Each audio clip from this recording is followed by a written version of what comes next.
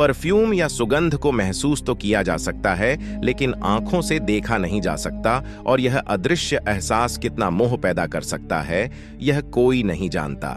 कुछ लोग किसी विशेष उद्देश्य के लिए पैदा होते हैं, जैसे वह आदमी जो इत्र की सर्वोच्च सुंदरता की सराहना करने वाली सबसे अच्छी नाक के साथ पैदा हुआ था। उसने अपने इत्र से पूरे विशाल साम्राज्य को जीत लिया। तो चलिए, अपराध नाटक, ऐतिहासिक इत्र, घटना प्रवाह कहते हैं। फिल्म की शुरुआत जॉन बैप्टिस्ट नाम के एक व्यक्ति को बेरहमी से जंजीरों में बांधकर जेल से बाहर निकाले जाने से होती है। बाहर लोगों की भारी भीड़ उसे मार्रा कह रही थी।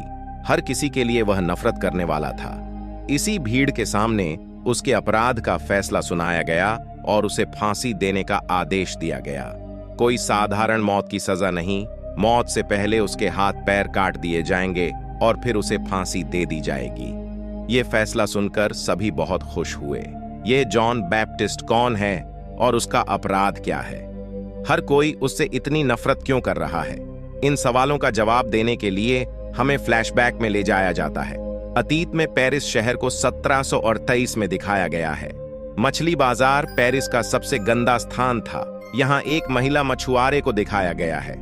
वह गर्भवती थी और अचानक उसे प्रसव पीड़ा शुरू हो गई। उसने गुप्त रूप से वहीं बच्चे को जन्म दिया। इस जॉन बैप्टिस्ट का जन्म पेरिस जैसे खूबसूरत शहर की सबसे गंदी जगह पर हुआ था।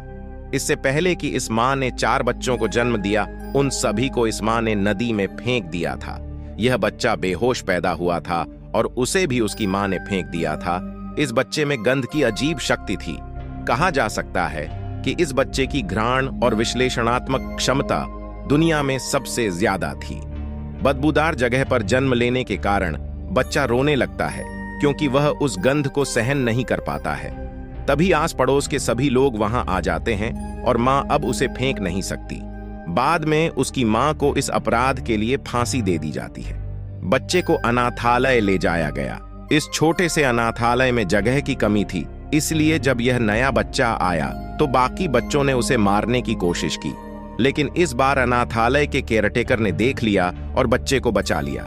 लेकिन इसका मतलब ये नहीं कि उन्हें बच्चों से बहुत प्यार था। सच तो ये है कि वो इन बच्चों पर निर्भर थे। जब ये बच्चे थोड़े बड़े हो जाते थे तो ये महिलाएं इन्हें विभिन्न अनाथालयों में बेच देती थीं। अनाथालय में बच्चों की हालत बहुत खराब थी। जॉन बैप्टिस्ट को अनाथालय में लाए जाने के बाद वहां के बच्चों को एहसास हुआ कि वह बाकी सभी से अलग था, और जॉन धीरे धीरे एक विशेष व्यक्ति के रूप में बड़ा हुआ। जॉन ने 5 साल तक किसी से बात नहीं की। जब बाकी सभी बच्चे खेल रहे थे, जॉन अपनी सूंघने की क्षमता में व्यस्त था। वह अपनी गंध की शक्ति से अपने आसपास की हर चीज को महसूस करता था। उसकी गंध की भावना इतनी तेज थी कि अगर उस पर कोई भी चीज फेंकी जाती तो वह उसे देखे बिना ही पकड़ लेता था। जब जॉन 13 साल का था तो उसे एक चमड़े के कारखाने में मजदूर के रूप में बेच दिया गया था। दूसरी ओर जॉन को दूर ले जाने की कोशिश में अनाथालय के केयरटेकर की मौत हो गई। जॉन जिस कारखाने में पहुंचे वहां उन्हें यातना भी सहनी पड़ी। श्रमिकों से इतनी कड़ी मेहनत कराई जाती थी कि उनमें से कोई भी 5 साल से अधिक जीवित नहीं रह सकता था, लेकिन केवल जॉन ही वहां जीवित बचे। जॉन ने इस फैक्ट्री में 5 साल से अधिक समय तक काम किया। इससे साबित होता है कि उनमें कुछ खास है। एक बार उसका मालिक उसे चमड़ा बेचने के लिए शहर लाया। वह अपने जीवन में पहली बार शहर आया था। अब तक वह अशुद्ध वातावरण में था, लेकिन शहर आकर उसे नया ज्ञान प्राप्त हुआ। ऐसी ही खुशबू लेने के लिए वह एक इत्र की दुकान पर आया। फिर उसने उस समय के सबसे लोकप्रिय परफ्यूम एमोर एम साइके को सूंघा। फिर उसने एक और परफ्यूम को सूंघा जिससे वह पागल हो रहा था। मोहित होकर उसने गंध का पीछा किया। यह खुशबू एक फल बेचने वाली लड़की के शरीर से आ रही थी। खूबसूरत लड़की से कुछ फल दिखाती है और पूछती है कि क्या वह इसे खरीदना चाहता है, लेकिन यह लड़की के फैले हुए हाथ को सूंघने लगा। जॉन के व्यवहार से लड़की डर गई और भाग गई। जॉन को लड़की की खुशबू आ गई। वह पागलों की तरह उसे ढूंढने लगा। इस तरह खोजते खोजते उसे लड़की मिल गई। वह लड़की के पास आता है और उसे फिर से सूंघने लगता है। वह जॉन पर चिल्लाती है और फिर जॉन लड़की का चेहरा पकड़कर उसके शरीर को सूंघने लगता है। काफी देर तक उसका चेहरा ऐसे ही दबाए रखने से लड़की की मौत हो गई। जॉन को खुद इस बात का एहसास नहीं है कि उसने कब अनजाने में लड़की को मार डाला, लेकिन उसे इसका बिल्कुल भी अफसोस नहीं है। लेकिन उस लड़की की मौत के बाद उसके शरीर की खुशबू धीरे धीरे खत्म हो गई। जॉन बहुत बेचैन हो गया। वह इस खुशबू को बिल्कुल भी खोना नहीं चाहता था। उस रात उसे फिर नींद नहीं आई। वह बस यही सोचता रहा कि वह इस खुशबू को कैसे बरकरार रखेगा। बाल्डिनी एक समय उस शहर का एक लोकप्रिय इत्र निर्माता था। वह एक समय बहुत लोकप्रिय था, लेकिन अब और नहीं। नए निर्माताओं के लिए उनकी पुरानी शैली के परफ्यूम बाजार में काम नहीं कर रहे थे। उन्होंने नए फॉर्मूलों का उपयोग करके परफ्यूम बनाने की कोशिश की, लेकिन वे उनमें सफल नहीं हो सके। वह उस समय के सबसे लोकप्रिय परफ्यूम एमआरएम साइके का फॉर्मूला ढूंढने की कोशिश कर रहे थे, लेकिन उन्हें बार बार असफलता मिल रही थी। उस दिन जॉन बैप्टिस्ट लेदर की डिलीवरी देने आए। तब बाल्डिनी के शरीर पर लगे परफ्यूम को सूंघने के बाद जॉन कहते हैं कि मैं यह परफ्यूम बना सकता हूं। बाल्डिनी शुरू में उसका अपमान करती है, लेकिन बाद में उसे एक मौका देती है। जॉन उसके लिए बहुत अच्छा परफ्यूम बनाता है। बाल्डिनी को ऐसा लगता है जैसे वह उस खुशबू के साथ अपने जीवन का सबसे अच्छा समय बिता रहा है। जॉन उससे कहता है कि अगर वह उसे अपने साथ काम पर रखता है तो वह उसके लिए एक बेहतर परफ्यूम बना सकता है। उसे बस यह सिखाया जाना चाहिए कि परफ्यूम का भंडारण कैसे किया जाता है। बाल्डिनी ने जॉन को एक चमड़े के व्यापारी से खरीदा। जॉन नवीन फॉर्मूलों के साथ कुछ बेहतरीन परफ्यूम बनाता है। इनके माध्यम से बाल्डिन ने फिर से अपनी लोकप्रियता हासिल कर ली। बाल्डिनी जॉन को परफ्यूम के विभिन्न पहलुओं के बारे में बताती थी। उनका कहना है कि एक इत्र में 3 परतें होती हैं। प्रत्येक परत में 4 स्वर होते हैं। एक पूर्ण अच्छा इत्र बनाने के लिए कुल 12 स्वर होते हैं। अगर इत्र कोई घर है तो ये परतें उसकी दीवारें हैं और नोट उस दीवार की ईंटें हैं। कहा जाता है कि इन 12 सुरों के अलावा एक और सुर है, और अगर इसका इस्तेमाल किया जाए तो दुनिया का सबसे ऊंचा इत्र बनाना संभव होगा। पृथ्वी पर स्वर्ग अनुमति देगा, इत्र इतना शक्तिशाली होगा। ये बातें सुनकर जॉन तो हैरान रह गया। उसने मन ही मन सोचा कि शायद एक दिन वो ये परफ्यूम बनाएगा। जॉन बाल्डिन से इत्र के संरक्षण के बारे में सीखना चाहता था।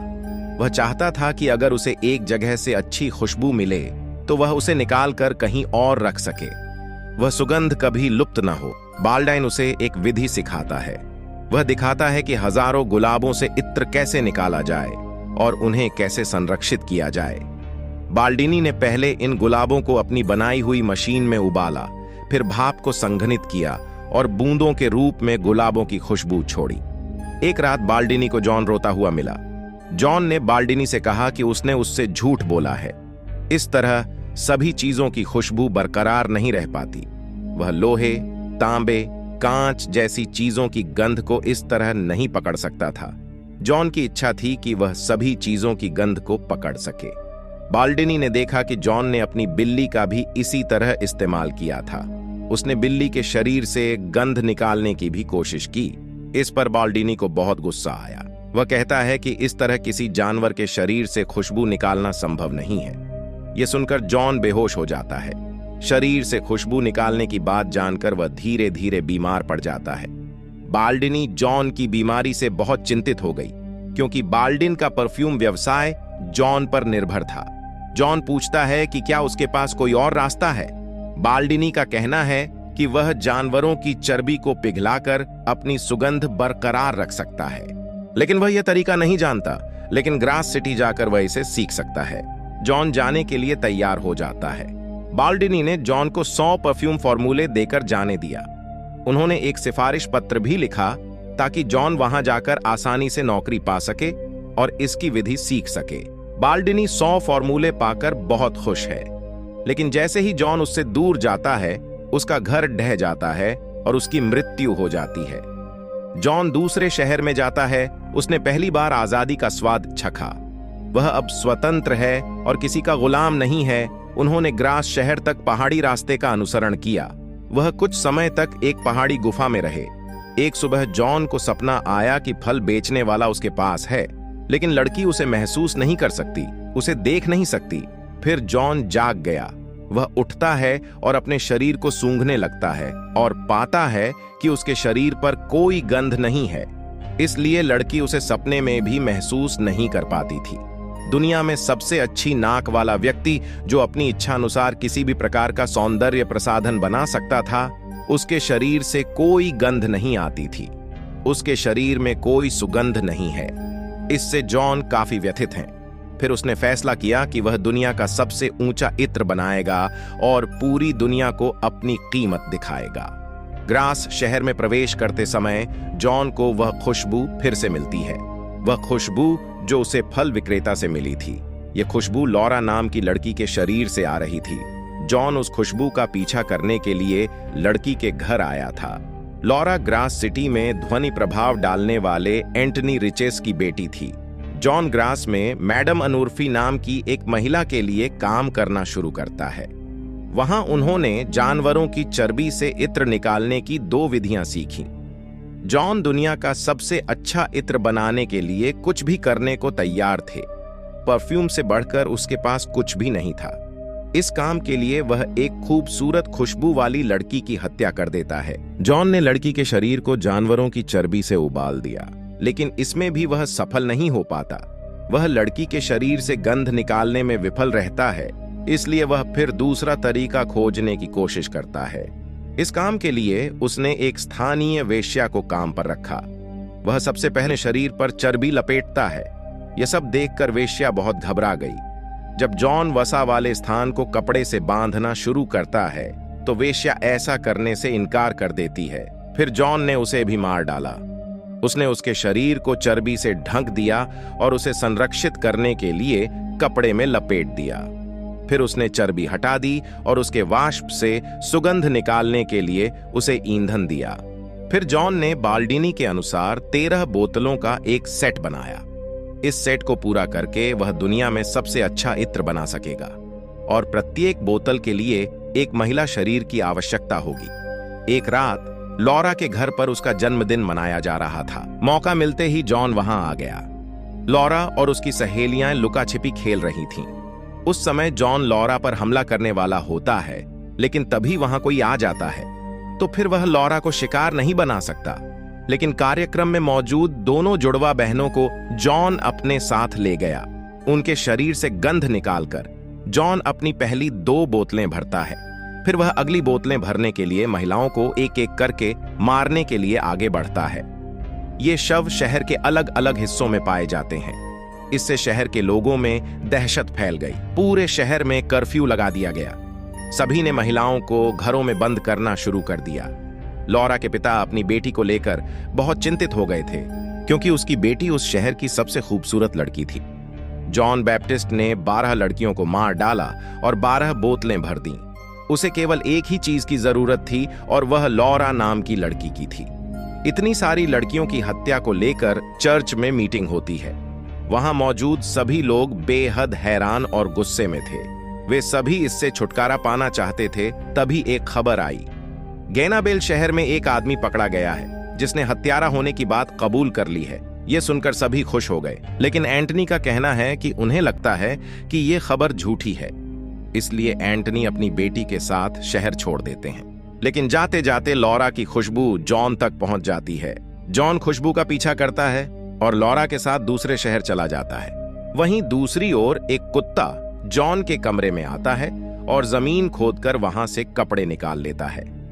बाद में आसपास के सभी लोग आए और उन्हें 12 मृत महिलाओं के कपड़े मिले। पुलिस ने जॉन की तलाश शुरू की, लेकिन जॉन वहां नहीं था। वह लॉरा के साथ दूसरी जगह चला गया। एंथोनी एक होटल में गया और अपनी बेटी को एक कमरे में बंद कर दिया। जॉन एक रात होटल में प्रवेश करता है और लॉरा के कमरे का दरवाजा खोलकर अंदर घुस गया और उसकी हत्या कर दी। लॉरा को मारने के बाद जॉन ने उसके शरीर से 13वीं बोतल भरी। अगली सुबह एंटनी अपनी बेटी को मृत पाता है। यह दृश्य देखकर वह पागलों की तरह रोने लगता है। दूसरी ओर जॉन को 13वीं खुशबू मिलती है। जॉन इस 13वीं खुशबू को पिछली 12 खुशबू के साथ मिलाता है। इससे वह अपना मनचाहा परफ्यूम बनाता है। जल्द ही वहां पुलिस आ गई और जॉन को गिरफ्तार कर लिया गया और फिर इस घटना को फिल्म की शुरुआत में ले जाया जाता है। जहां जॉन को दिखाया गया और फांसी देने का आदेश दिया गया। 2 दिन बाद उनकी फांसी की घोषणा हुई और फांसी का दिन आ गया। उस दिन पूरे नगर के लोगों के अलावा दूर दूर के शहरों से भी लोग उसकी फांसी देखने आए, इस ऐतिहासिक हत्यारे को देखने के लिए। गार्ड जॉन को लेने आते हैं। उस समय जॉन ने अवसर का लाभ उठाते हुए अपने द्वारा बनाए गए इत्र को खोला। इस इत्र की खुशबू से वहां मौजूद सभी लोग मंत्रमुग्ध हो गए और बेहोश हो गए। बाद में देखा गया कि जॉन एक राजकुमार की पोशाक पहनकर फांसी के तख्ते पर पहुंचे। जल्लाद उस पर इत्र की गंध से मोहित हो गया। वह जॉन को निर्दोष बताता रहता है। इसके बाद जॉन अपना परफ्यूम निकालता है, उसे रुमाल पर डालता है और उसकी खुशबू चारों ओर फैला देता है। इस सुगंध से आसपास के सभी लोग पूरी तरह से मंत्रमुग्ध हो जाते हैं। उन्हें एक अजीब सा खूबसूरत एहसास होता है। इस दिव्य सुगंध से हर कोई मंत्रमुग्ध हो जाता है और दुनिया की हर चीज भूल जाता है। वे अपने मतभेदों को भूलकर एक दूसरे को प्यार की नजर से देखते हैं। वे एक दूसरे से प्यार करने लगते हैं। वे सभी जॉन को देवदूत कहते हैं। यहाँ तक कि लॉरा के पिता भी आते हैं और खुद को जॉन को सौंप देते हैं। वह जॉन से माफी मांगता है। सबका प्यार देखकर जॉन को पहली बार प्यार का एहसास होता है। वह अपनी आंखें बंद कर लेता है और फल बेचने वाली लड़की को याद करता है, जिसे वह प्यार कर सकता था। उसने सिर्फ खुशबू के लिए उस लड़की समेत कई लोगों को मार डाला है। ये सोचकर जॉन को बहुत दुख होता है। इसके बाद जॉन वहां से चला जाता है। जॉन के पास ऐसी शक्ति है जिससे वह दुनिया के किसी भी समुदाय को अपने अधीन कर सकता है। वह राजा को अपना गुलाम बना सकता है और पूरे साम्राज्य पर कब्जा कर सकता है, लेकिन वह कुछ नहीं करता है। वह हीन महसूस करता रहता है। उसे जीवन में कोई उम्मीद नहीं है। वह चलता रहता है उस बदबूदार मछली बाजार में जहां उसका जन्म हुआ था। वहां उसने अपना बनाया हुआ इत्र अपने ऊपर उड़ेल लिया। हर कोई गंध से पागल हो जाता है। वे उस पर कूद पड़ते हैं और उसके शरीर को सूंघने के लिए उन्होंने उसके पूरे शरीर को फाड़ दिया। अगली सुबह उस जगह पर जॉन के कपड़ों के अलावा कुछ नहीं मिला और इस तरह दुनिया के सबसे अच्छी नाक वाले आदमी की मौत हो गई और उस इत्र की बोतल से आखिरी बूंद वहीं गिर गई और उसकी खुशबू हमेशा के लिए खत्म हो गई।